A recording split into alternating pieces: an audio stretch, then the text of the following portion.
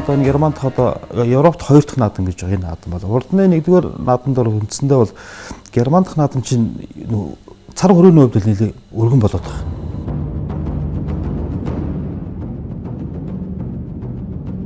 Хөөх тэнгэрт айн залбирч хулуг мордон сүлдэндэн залсан хөх толбот Монгол хүн бий хуурын хөгөн тэгшилнэм.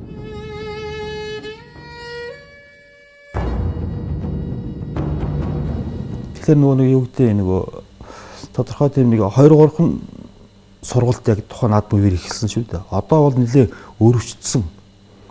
Гэхдээ яг ерөнхийдөө зүгээр жоохон миний хувьд л жоохон тийм өшөө тийм чамлалтай байгаа жоо хэлбэр болохоор гадныханд их сайн зааж сурах хэрэгтэй байгаа. Тэхийн тулд нөгөө багшлах боловсон шүү дээ асуудал тий.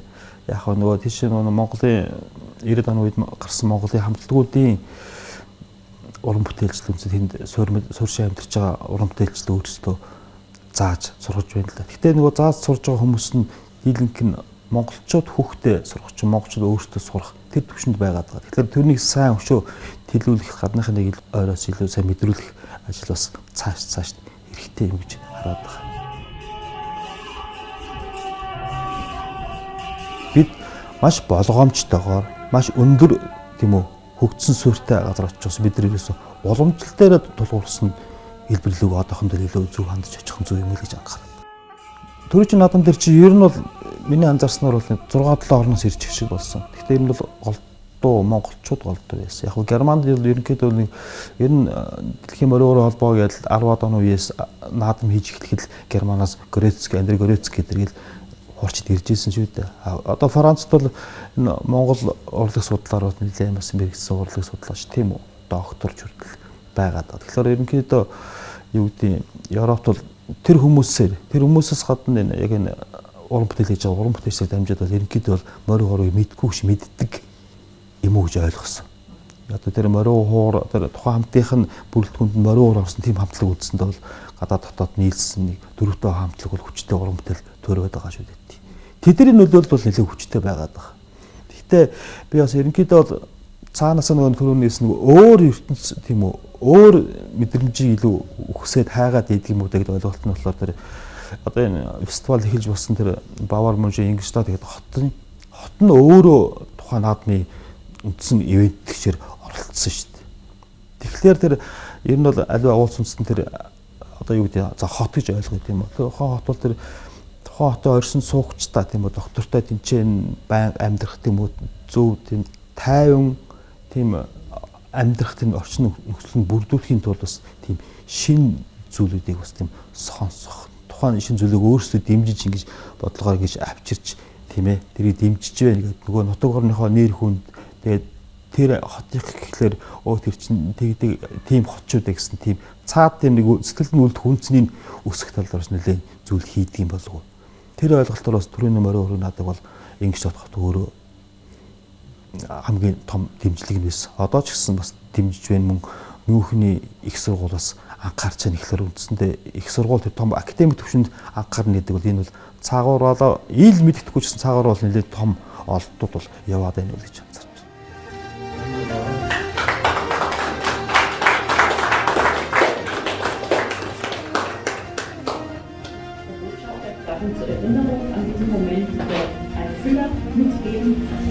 Dass sie uns wirklich immer in dieser Erinnerung behalten und an diesen Moment der Freundschaft und Gastfreundschaft denken. Danke.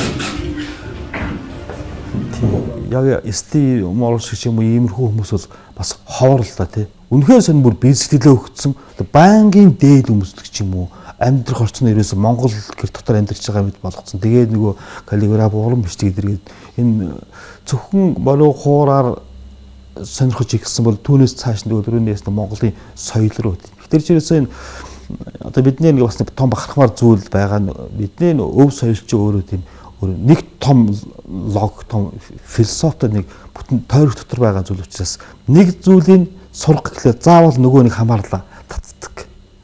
Тийм ээ. Тэгэхээр одоо юу гэдэг нөгөө нэг бүх хүн гэдэг байгаа шүү дээ. Одоо энэ өв соёлыг тээж байгаа юм бүх хүн одоо тэгээд нөгөө хуурч хүн гэдэг ч юм уу. Эдгээр чинь маш нөгөө нэг дотроо маш жодогтай шүү дээ. өндөр цолтой дээрээ суудаг гэдэг ч юм уу. Тэгэхээр бид нар чинь бол өвгөн хуурч тийм үү? Өвгөн хуурчтай бол дээшээ суулгадаг гэдэг ч юм уу. Нөгөө нэг монголчуудын нөгөө нэг ахугаас үүдэлтэй олон зуун жилийн философи сэтгэлтэн дээр их төвтэй нөгөө гүн хүндэлтэй альва зүйлд ханддаг. Тийм хандлагууд бол энэ өв соёлтой холбоотой байна. Тэгэхээр л морин хуур зөвхөн ишгэлгээ гаргаад байгаа нэг морин толгойтой тийм үү ийм хөгжим гэж ойлгохгүйс илүү энэ өөрөө олон зүйл задрах юмний эхлэл гэж хармаар юм уу тий. Тэгэхээр яг одоо энэ яг үнэхээр хүчтэй дурласан хүмүүс би сая тэр Польшийн 3-ны нэгийг бүсгүй нь бол бас сайн шимтсэн юм билээ. Одоо манай Батцэрэг тийм ээ Банчгийн Батцэргийн шав юм билээ л дээ тий. Тэгээ өөрөө бүр тоглолт үзэхдээ хуур үрцэн ирээд байгаа. Тэр хуурыг өөрөө би энэ Монголын соёлд бас өөрөө бас тодорхой энд юу гэдэг орж яваа тийм үү маш сонирхолтой гэдгийг зөвхөн тэр үний хичээнээс хүн хараад ойлгочихоор тийм төвшөнд байгаа даахгүй. Тэгэхээр бид нар өөрсдөө бас ер нь бол заавал байнга дээлээ үсэхээс өөрсдөө ер нь бас яг үнчээр тийм дуртай хүчтэй хүн тийм харагдах хэрэгтэй юм билээ. Тэгээд нөгөө бид нар ч гадаад явхлаа гадагш явхлаараа л Монгол дээл Монгол цамц өмсөөл ингэдэг те. Энэ өөрөө бидний байгаа цаг үеийн Монгол газартаа бас тодорхой тийм байвал тэр нь өөрөө хэвшчихвэл тэр чинь үндснээс өв соёл тэгээл байгаа. Тэрийг бас адилхан хуурыг ишгээр таниулж байгаа шиг адилхан таниулж байгаа учраас ирсэн. Бүх зүйл учир хамааралтай гэдгийг бол маш сайн ойлгох хэрэгтэй мөгдгийг л энэ гадны сонирхчдын хэлбэр дээрээс хараад байгаа шүү дээ. Үнэхээр нэг гэтэл бидний энэ зүйл нэг арай нэг өөр хүчтэй байх шиг. Тийм учраас тэд илүү хүчтэй дурлж орж ирээд юм байна. Гэхдээ ямар гайхамшигтай өвтөө юм тийм арт түмэн бэ гэдгийг одоо би өөртөө одоо л үндсэндээ нэлээ хүчтэй ойлгохоор төвшөндөө ухаарч эхэлж байгаа юм бол гэж бодож байна. Тэгэхээр бол үнэхээр юу гэдэг одоо цааны хэлдгээр ирсэн тийм таниулсан Монголыг зөвөр сурчлах таниулахад бид өмнөө барьж байгаа зүйл нь бол одоохондоо хуур гэдэг. Тэгээ энэ бол зөвхөн хуураар бүх хязгаарлагдасаа гэж бодож байгаа. Тэгэхээр энэ Европ дахь морин хуурын наадам мөн Америк дахь морин хуурын наадам тийм ээ. Одоо бүр цаашлаад одоо юу гэх юм. Нөгөө миний багшийн мөрөөдөл байсан шүү дээ. Морин хууржуулгал явандаа морин хуур найрлал хөгжин болох хэвээр. Энэ бол Азийн оркестр болох хэрэгтэй. Олон улсын оркестр найрлал хөгжим болох хэрэгтэй. Тэгээд тэр бол үндсэндээ бол Монгол үндэстний сурчлах усны том төлөхөц тийм болно зүйл гэдэг зүйлийг бол маш эрт ярьж ирсэн зүйл. Ер нь бол Жам багш нар анх нөгөө морин хуурын зарлиг хүлээж авч яхад одоо яг л аргадаад байдаг хөхгүй автосаа нэг өргөөнд шүү дээ. Их тоохгүй байсан. Одоо ингэж төр ингэж тоож байгаа гэж өгөө дуусгах чадахгүй уйлаад ихэр татуулаад байсан шүү дээ. Тэгэхээр эн чинь тэр хүн өөрийнхөө хөгжимж байгаа зөвхөн хөгжмийн зэмсгийг л хайрлуулах гад хүндүүл дийлүүлэх гэдээс асуудал биш байхгүй. Тэр зүйлээ артал Монгол гэж том зүйл байгаа шүү дээ тийм ээ.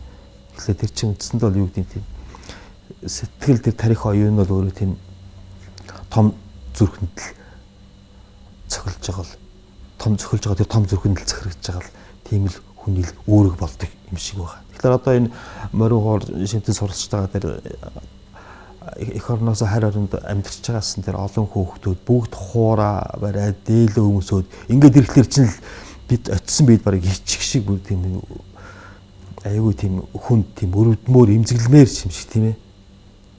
Тэд хэдийн нутгаас хоол байгаа ч гэсэн Монгол хүн байх гэхэд гол ирэмцэл тэр байж. Тэгээд өөрсдийн энэ зөв ондоочлолтой үнэхээр ондоочлолтой тийм даяарчлалын үед өөрсдөө ондоочлолын хүчтэй харуулах зүйлэнд бол үндэсний өв соёл гэдэг бол үнэхээр мэдэрсэн байгаад. Бид юунаас холдохлоор жоохон тийм илүү мэдрээд энэ. Одоо бүгд ингээд мэдрээд янз бүрийн тийм ингээд тийм нэг юу гэдэг тийм нэг гоё ингээд нэг фестивалийн хэмжээд юу гэдэг нэг гадааны парад алхаал ингээд тийм үү байг ингээд байх гэхээс илүү энэ ухамсарл үнийг л хүчтэй суулгах хэрэгтэй болов. Одоо ч энэ уралдаан дээр энэ Францын, Голландын тийм үү. Тэгээд Чехээс ирсэн энэ Германаас оролцож байгаа тэр энэ гадны бас энэ хуу сонирхож маш хүчтэй байна.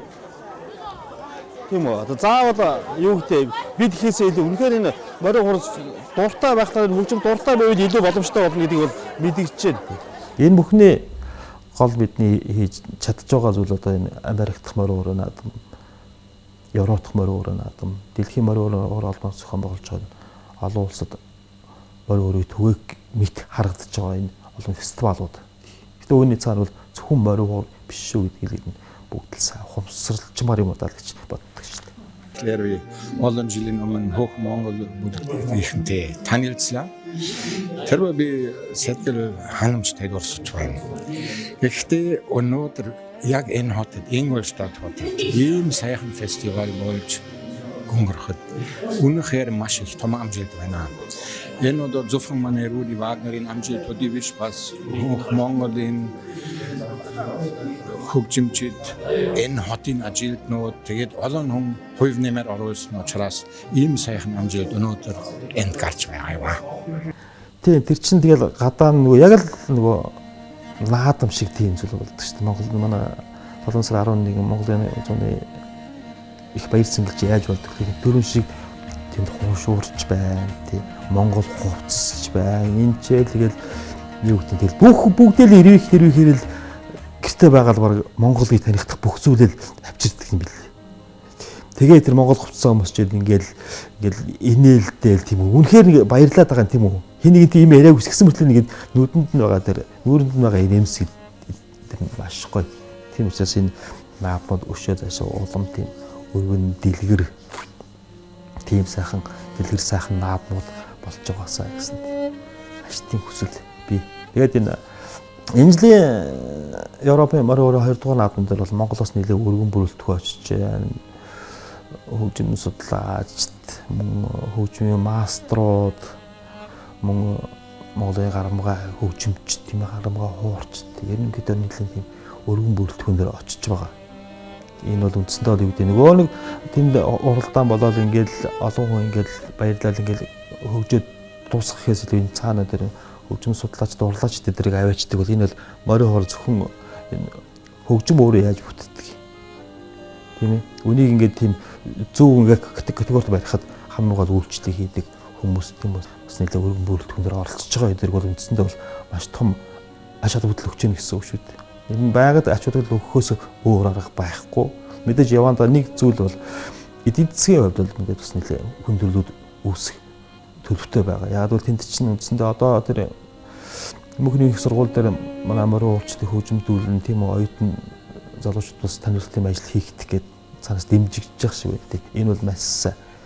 Тэр шиг бас том театруудад акустик театрт нөгөө хуурчин зөв дөрслөөр нь сонсох хэрэгтэй болно. Тэгэхээр сайн театрт бас тоглохын тулд нөгөө бас эдийн засгийн асуудал бас тийм тодорхой өндөрлөд үүсэж байгаа. Гэхдээ иймэрхүү асуудал дээр бас Германд сууж байгаа Монголын соёлын элч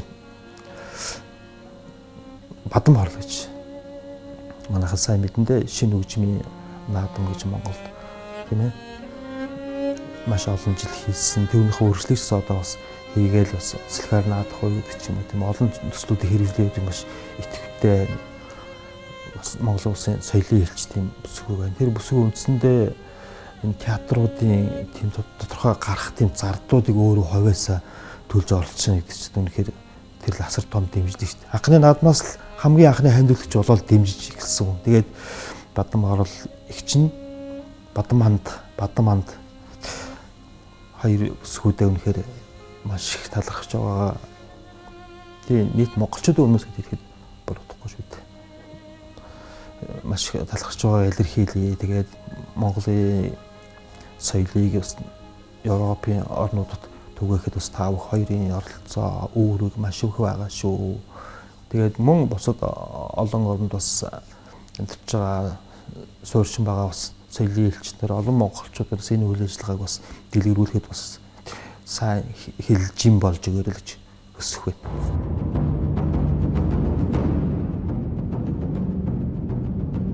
Хөх мөхтэн гэртээ эн залбирч хөлөг мордон сүлдэндээ залсан хөх толбот Монгол хүн бий хуурын хөгөн тэгшилнэм